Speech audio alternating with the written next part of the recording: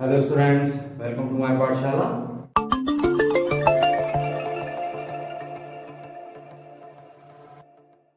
पिछली क्लास में हमने एक्सरसाइज 9.1 के कुछ क्वेश्चंस को किया था। आज हम आगे के क्वेश्चंस को सॉल्व करते हैं। तो चलिए देखते हैं।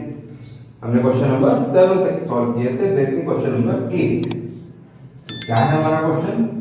क्वेश्चन है a statue 1.6 meter tall stands on the top of a pedestal.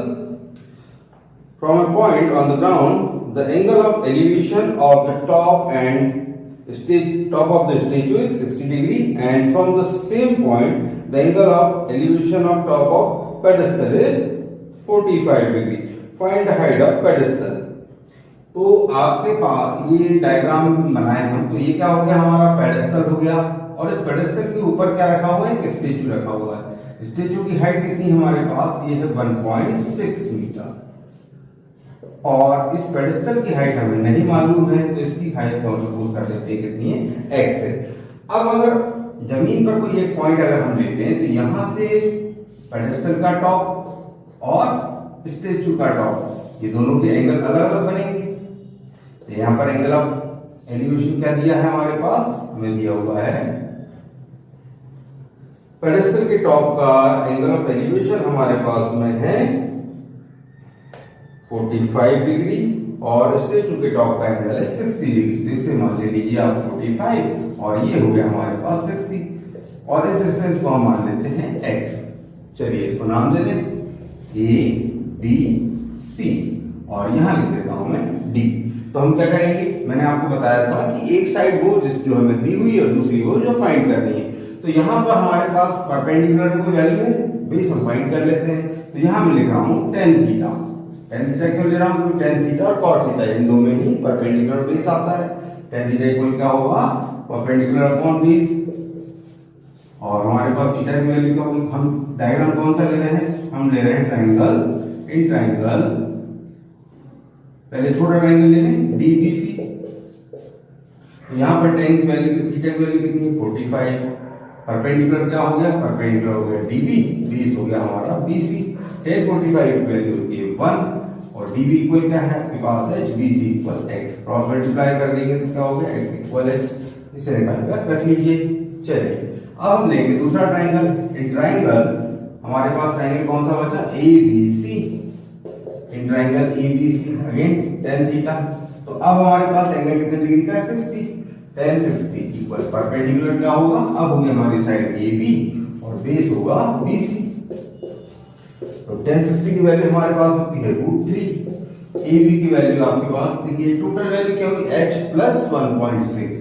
ये आप लिखेंगे यहाँ पर h प्लस 1.6 अपॉन BC की वैल्यू x। क्रॉस मल्टीप्लाई कर दीजिए, तो x √3 इक्वल h प्लस 1.6। और आपने जो इक्वेशन 1 की वैल्यू रखी थी, इक्वेशन 1 में जो x की वैल्यू निकाली, x की वैल्यू निकाली थी, उसे भी रख दीजिए। फ्रॉम इक्वेशन नंबर 1 ये x की वैल्यू आपने यहां रख दी h, तो ये होगा आपके पास h √3 इक्वल h प्लस 1.6। इस h को ट्रांसपोज करें तो h √3 माइनस h इक्वल 1.6। अब यहां पर h को अगर हम कॉमन ले लें तो हमारे पास बचता है √3 माइनस 1 इक्वल 1.6। वैल्यू हमें h की चाहिए, तो क्या करें, इसे 1.6 के अपॉन में ले आए √3 माइनस 1। और जब इस तरह की कंडीशन बनती है, तो मैंने आपसे क्या कहा है, इसे हम करेंगे रेशनलाइज। इसका रेशनलाइजेशन के लिए क्या करेंगे, 1.6 upon √3 minus 1 into √3 plus 1 upon √3 plus 1। चलिए ये हुआ 1.6 इंटू √3 प्लस 1, और यहाँ पे हमारे पास a minus b to a plus b क्या होता है, a square minus b square. तो √3 का स्क्वायर होगा 3 माइनस 1 का स्क्वायर आप ले लेंगे 1। तो h इक्वल टू आपके पास 1.6 इंटू √3 प्लस 1 अपॉन 2 से डिवाइड कर दीजिए, तो आंसर ये होगा आपका 0.8 टाइम। तो h की वैल्यू क्या आ गई, 0.8 और इंटू √3 प्लस 1। तो ये हुई हमारी हाइट ऑफ पेडेस्टल। तो ये हमारा आंसर है। हाइट क्या होगी हमारे पास वैल्यू h की 0.8 इंटू √3 प्लस 1 मीटर। ये है हमारी हाइट ऑफ पेडेस्टल। चलिए आप इसका स्क्रीनशॉट ले लीजिए।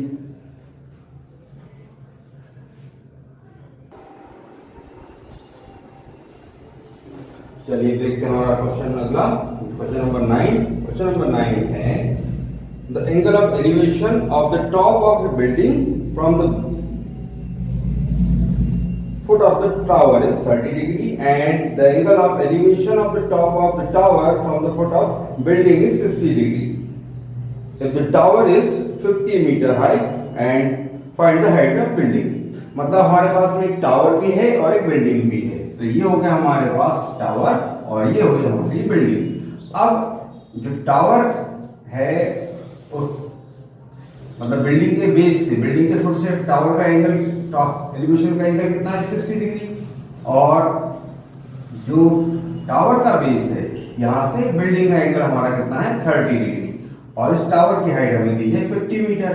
तो हमें निकालनी किसकी हाइट है, हमें निकालनी ये हाइट बिल्डिंग की। चलिए नीचे वाले पोर्शन को हम मान लेते हैं कितना है x, नाम दे दीजिए इसे a b c और ये हो गया हमारे पास d।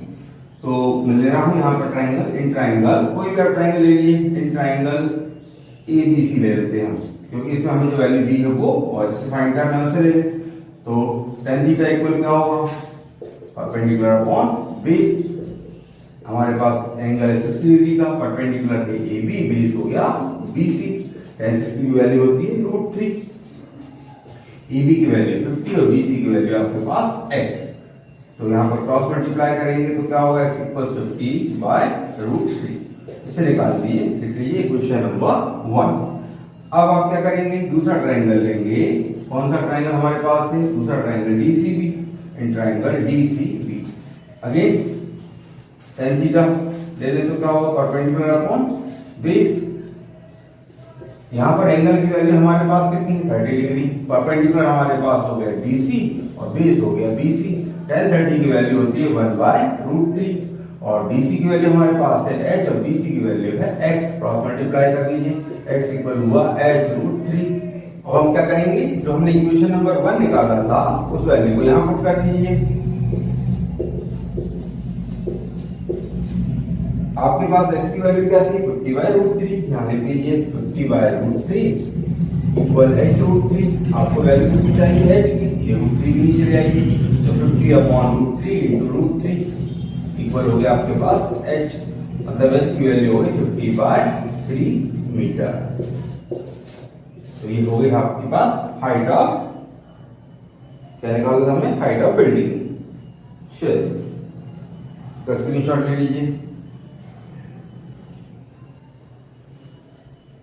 अब देखते हैं हमारा अगला question, question number 10।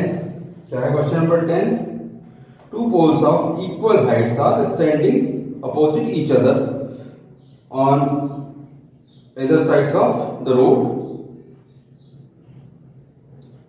which is 50 meter wide. From a point between them the road, the angles of elevation of the top of poles are 60 degree and 30 degree respectively. Find the height of poles and distance of the poles from the point. मतलब आपके पास में ये हो गया एक road, और road के दोनों तरफ क्या है, हमारे पास दो पोल है और दोनों पोलों की हाइट कैसी सेम है। तो ये हमने सेम हाइट के पोल बना लिए। अब यहाँ पर इसके बीच में कोई पॉइंट है जहां से एक तरफ का एंगल हमारा कितना है 30 डिग्री, दूसरी तरफ का एंगल कितना है 60 डिग्री। चलिए तो यहाँ मैं लिख रहा हूँ 30, यहाँ लिख रहा हूँ 60। इसको नाम दीजिए ABC और ये D और E। अब देखिए, और हमें क्या दिया हुआ है, हमें दिया हुआ है कि रोड की जो चौड़ाई दी वो है 80 मीटर। तो ये होगा आपके पास 80 मीटर टोटल। अब अगर इस पार्ट को मैं x मान लूं, इस डिस्टेंस को x मान लूं, तो रिमेनिंग क्या बचेगा 80 माइनस x। चलिए सॉल्व करें, इस साइड को आप h लिख लीजिए, दोनों तरफ सेम है। तो in triangle ABC tan theta equal क्या होता है, परपेंडिकुलर अपॉन बेस। हमारे पास क्या degree tan 30 equal AB upon BC। tan 30 की वैल्यू होती है 1 बाय √3, AB की वैल्यू आपके पास है h और BC की वैल्यू आपके पास है x। मल्टीप्लाई कर दीजिए, x इक्वल हुआ √3h। इसे लीजिए क्वेश्चन नंबर 1। अब हम निकालेंगे दूसरा ट्राइंगल। ट्राइंगल कौन सा ट्राइंगल हमारे पास बचा है, DEC। हम बीसी ट्राइंगल ले रहे हैं, यहाँ भी हम सेम उसी tan थीटा को यूज करेंगे। अब हमारे पास एंगल कितना है 60 डिग्री, tan 60 इक्वल क्या होगा, परपेंडिकुलर हो गया आपका DE और बेस हो गया आपके पास EC। अब देखिए tan 60 तो होता है √3, D की वैल्यू आपको दिखाई दे रही है x और EC की वैल्यू आपके पास क्या होगी, ये हुआ हमारे पास 80 माइनस x। चलिए क्रॉस मल्टीप्लाई कर दीजिए, √3 × 80 माइनस x इक्वल आपके पास हुआ h। जो आपने इक्वेशन 1 से वैल्यू निकाली थी x की, उसे कहां पुट करेंगे, इक्वेशन नंबर 2 में। तो यहां पर ये हुआ √3 × 80 माइनस x की वैल्यू क्या थी, √3h इक्वल आपके पास हुआ h। चलिए मल्टीप्लाई करें, ये हुआ 80 √3 माइनस √3 और √3 का इंटू करेंगे आप 3h इक्वल h। चलिए ट्रांसपोज करें, 80 √3 इक्वल h प्लस ये माइनस 3h क्या होगा, ट्रांसपोज होके प्लस 3h, ये हुआ 80 इक्वल्स 80 √3 इक्वल्स आपके पास बन गया 4h। आपको वैल्यू h की चाहिए, कोएफिशिएंट नीचे ले आइए, तो 80 √3 by 4 इक्वल h, मतलब h इक्वल कितना आ गया आपके पास 80 √3 और कैंसिल कर दीजिए, h की वैल्यू होगी हमारे पास 4 से करेंगे 20 टाइम्स, h इक्वल क्या होगा 20 √3 मीटर। ये तो हमारी किसकी वैल्यू, h की वैल्यू। अब इसे आप कहां पुट कर देंगे, इक्वेशन नंबर 1 में। तो हमारा डिस्टेंस क्या हो गया, x equal √3h means x equal आपके पास हुआ √3 into x की वैल्यू आपके ऑलरेडी क्या है 20 √3, तो √3 का मल्टीप्लाई बनेगा 3 और 3 का 20 से करेंगे तो 23 का 60 मीटर। मतलब आपके पास BC की वैल्यू क्या आ गई 60 मीटर।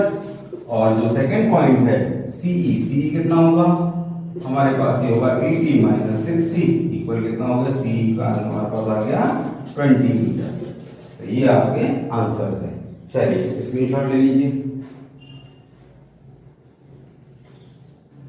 ये अगला क्वेश्चन हमारा है question number 11। A TV tower stands vertically on a bank of canal. From a point on the other bank directly opposite to the tower, the angle of elevation of the top of the tower is 60 degree. From another point 20 meter away from the point on the line joining this point is foot to the foot of the tower, the angle of elevation of top of the tower is 30 degree. Find height of tower and width of the canal. मतलब ये एक canal है, यहाँ पर एक tower है, यहाँ किसी एक पॉइंट से इसका एंगल कितने डिग्री का बन रहा है, ये बन रहा है 60 डिग्री का। कैनल के दूसरी तरफ जो पॉइंट ले रहे हैं और इससे 20 मीटर दूर एक और पॉइंट ले रहे हैं, यहां से एंगल हमारा बन रहा है 30 डिग्री का। तो आपको इस टावर की हाइट फाइंड करना है, तो ये हाइट हो गई हमारे पास h और इस कैनल की विड्थ फाइंड करना है, ये विड्थ हो गई हमारी x।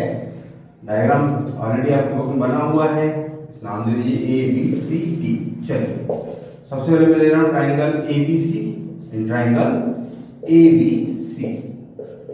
tan थीटा इक्वल क्या होगा, परपेंडिकुलर अपॉन बेस, तो यहां पर 60 डिग्री, परपेंडिकुलर क्या हो गया AB, बेस हो गया आपके पास BC, तो ये हुआ tan 60 की वैल्यू क्या हुई हमारे पास, ये √3, AB की वैल्यू h, BC की वैल्यू x, तो ये हुआ x इक्वल्स h अपॉन √3।